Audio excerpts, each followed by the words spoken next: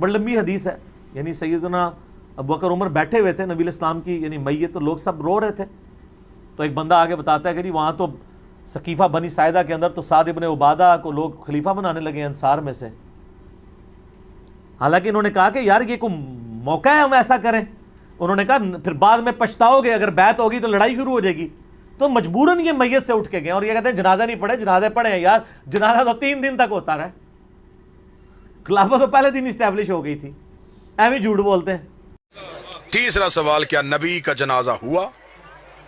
بے شک رسول کا جنازہ ہوا، امیر المومنین علی ابن ابی طالب نے پڑھایا، کیونکہ معصوم کا جنازہ ہمیشہ معصوم پڑھاتے، حجت کا جنازہ ہمیشہ حجت ہی پڑھاتے، صرف جنازہ نہیں، 3 دن تک رسول کی میت رسول کے حجرے میں پڑی رہی۔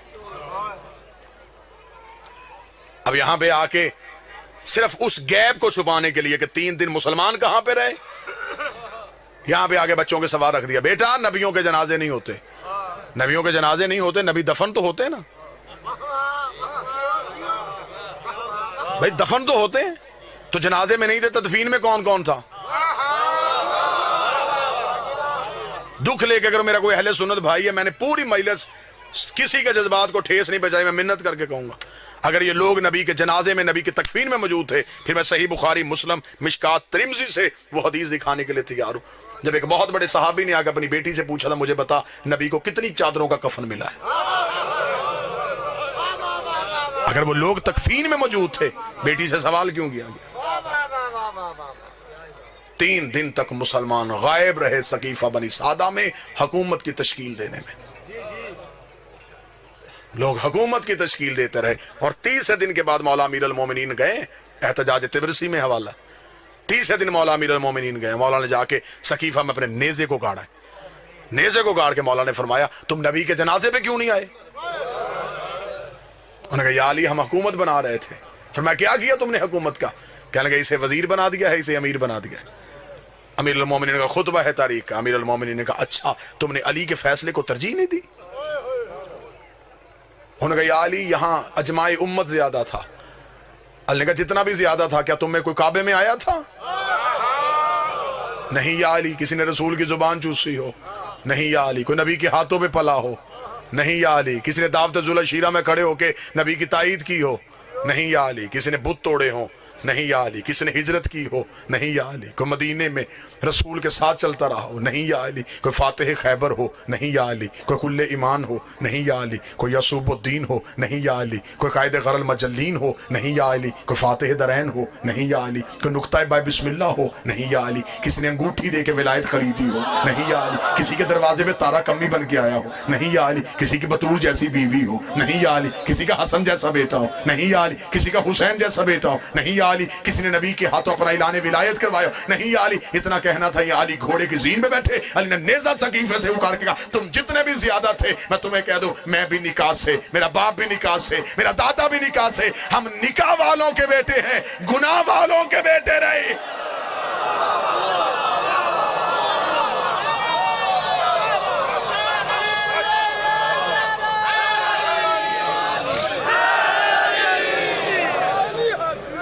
آپ جس کی چاہیں ہم عزت کرنے کے تیار ہیں، دکھ ہے، تکلیف ہے، پڑھا لکھا دور ہے، مجھے تکلیف ہوتی ہے، بندے کہتے جی شیعہ فلاں کی عزت نہیں کرتے، فلاں کی عزت نہیں کرتے، بھرے مجمع میں چیلنج کر رہا ہوں، ابھی اسی وقت چیلنج کر رہا ہوں، یہ نہیں کہ میں جب کبھی دوبارہ ہوں، نہ ابھی سودا نقد کر لیتے، جس کی عزت کروانا چاہتے ہو تم مجمع سے نام لو، میں ممبر سے کردار پڑھتا ہوں، بابا جی ٹھیک ہے، اگر کردار عزت کے لائق ہوا تو عزت کرتے، یہ تو غلط بات ہے کہ آپ اپنی کتابیں بھی نہ پڑھیں،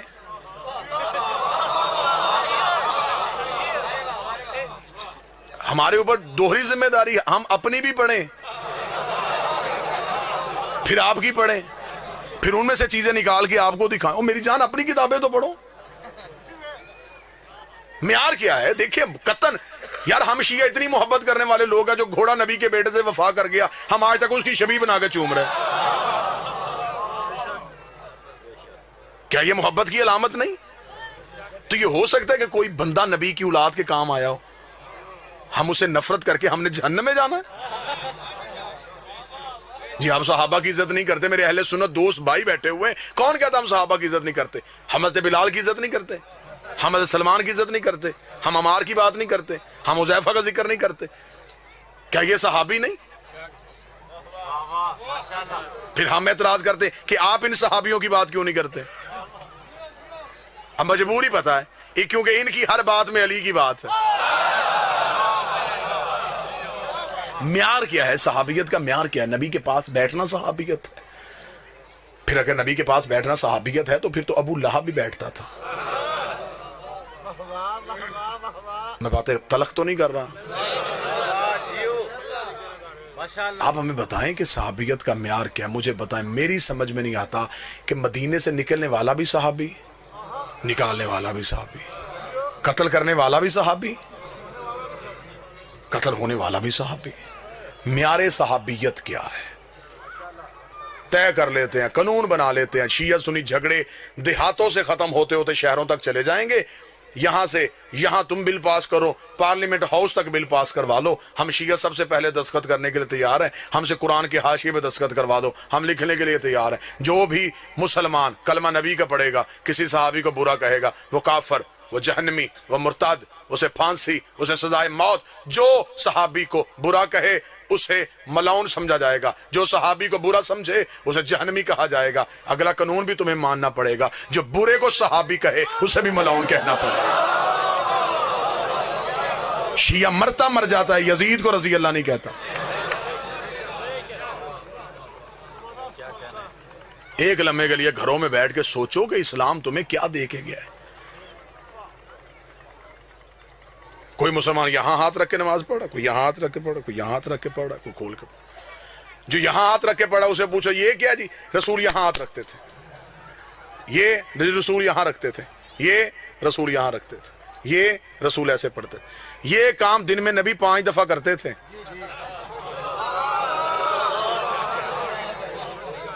اور امت ابھی تک یہ طے نہیں کر سکی کیسے کرتے تھے۔ غدیر تو ایک دن آیا تھا،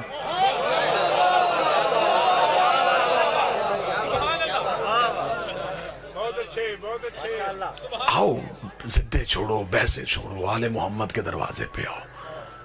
ان سے بڑا کائنات کا بادشاہ کوئی نہیں ہے۔ نبی کے بعد وسیلہ یہ ہے، نبی کے بعد ہدایت کا سارا سلسلہ ان کے پاس ہے۔ کہتے جی نہیں، رسول کے جنازہ، نبیوں کا جنازہ نہیں ہوتا۔ چل نبیوں کا جنازہ نہیں ہوتا، چند دن گزرنے کے بعد اس نبی کے گھر سے دوسرا جنازہ اٹھا، وہ نبی کی بیٹی کا جنازہ تھا۔ 75 یا 90 دن کی روایت ملتی ہے، یا 75 دن زندہ رہی یا 90 دن زندہ رہی بیٹی رسول کی۔ عمر مبارک کتنی تھی؟ جتنی کربلا میں حسین کے اکبر کی عمر تھی۔ یہ عمر تھی میری شہزادی کی، جب دنیا کے دکھوں سے کنارہ کر کے گئی ہے محمد کی بیٹی۔ چل مسلمان نبی کے جنازے پہ نہیں آ سکے، رکھ مولوی کے سر پہ قرآن، مجلس سے جائے کلمہ نبی کا پڑھتا ہے، تجھے رسول کی عزت کی میں قسم دے رہا ہوں، کلمہ نبی کا پڑھتا ہے، جا کر ریسرچ کرنی شروع کر دے، مولوی کے دروازے کھٹکھٹا۔ نہیں آئے تھے مسلمان نبی کے جنازے پہ، بتا زہرا کے جنازے پہ کتنے مسلمان ہیں؟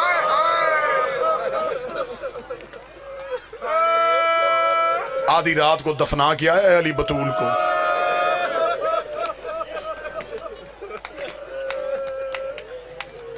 اب ہم کیا کریں؟ ہم درد پڑھیں گے، مر جائیں گے شیعہ۔ ساری رات علی زہرا کی قبر پہ بیٹھ کے قرآن پڑھتے تھے، تلوار نکالی ہوتی تھی، ایک ہاتھ میں قرآن ہوتا، ایک ہاتھ میں تلوار ہوتی۔ ایک دن حسین نے جا کے کہا بابا میری ماں کو تلاوتوں کی محتاج ہے۔ فرمایا قرآن پڑھنے نہیں آتا، اونچی آواز میں اس لیے پڑھتا ہوں انہیں پتا چلے علی قبر پہ پہرا دے رہا۔ کیا یہ غریبی نہیں تھی میرے بادشاہ علی کی؟ بچپن کا حسین بابے کے قدموں میں گر گیا، رو کے کہتا بابا اب تو میری ماں نہیں روتی، اب تو میری ماں جگیر نہیں مانگتی، اب میری ماں کو کیا ڈر ہے؟ فرمایا جو آگ لے کے دروازے پہ آ گئے، کہیں بیل چلے کے زہرا کی قبر پہ نہ آ جائے۔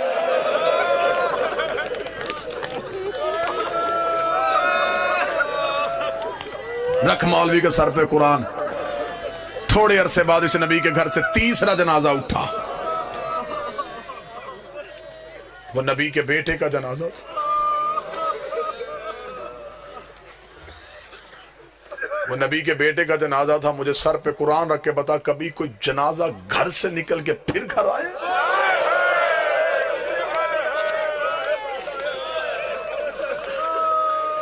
یہ پہلا جنازہ ہے کائنات کا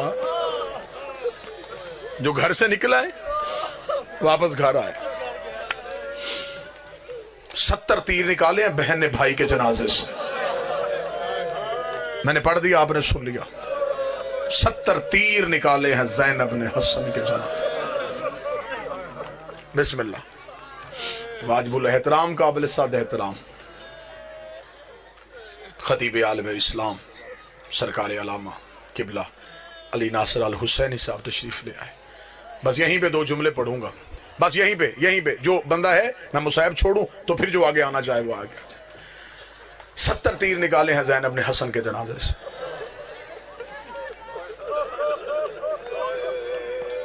حسین نے اکبر کے جگر سے ایک برچھی نکالی تھی.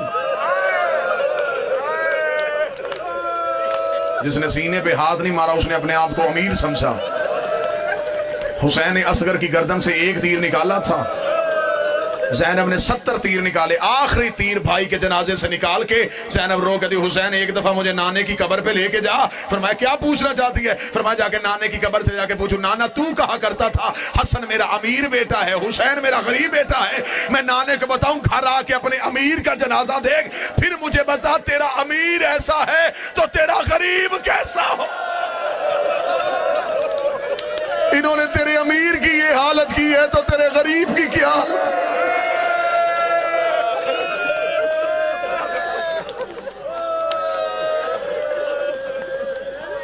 4 جنازے میں نے پڑھ دیے. سر پہ قرآن رکھ کے بتا 5واں تو امت نے اٹھانے ہی نہیں دیا. 3 دن نہ کفن،